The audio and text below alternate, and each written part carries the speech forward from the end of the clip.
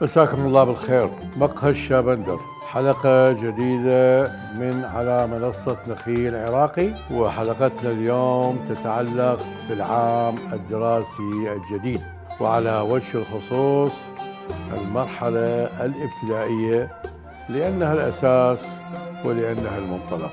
الملاحظ من خلال مراقبة دقيقة أن كثيراً ما يحصل تسرب وتسيب من الطلاب خارج باحة المدرسة، ولا يعلم هذا الطالب الذي يستغل الفرصة أو يتحايل على الرقابة ويتحايل حتى على حارس المدرسة يخرج وقد لا يعود، أو يخرج وربما يعود بعد ساعة أو نصف ساعة.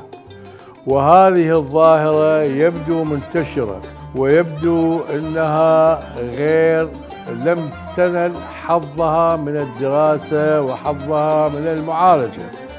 لذلك المطالب أو المطلوب من دوائر المدارس الابتدائية وخاصة المدير أن يولي اهتماما كبيرا للحيلولة دون هذه الظاهرة، ويكون من خلال التعاون الجاد مع أولياء الطلاب، فإن أولياء الطلاب أحيانا لا يعلمون أن أبنائهم يتسربون من المدرسة ويخرجون من باحة المدرسة، ولذلك ينبغي رصد هذه المحاولة، رصد هذه الظاهرة، والتحقيق مع الطالب الذي يخرج من دون إذن، وحتى إذا خرج بإذن ينبغي متابعة هذا الإذن مدى شرعيته ومدى معقوليته ومدى وفائه بالشرط الأخلاقي.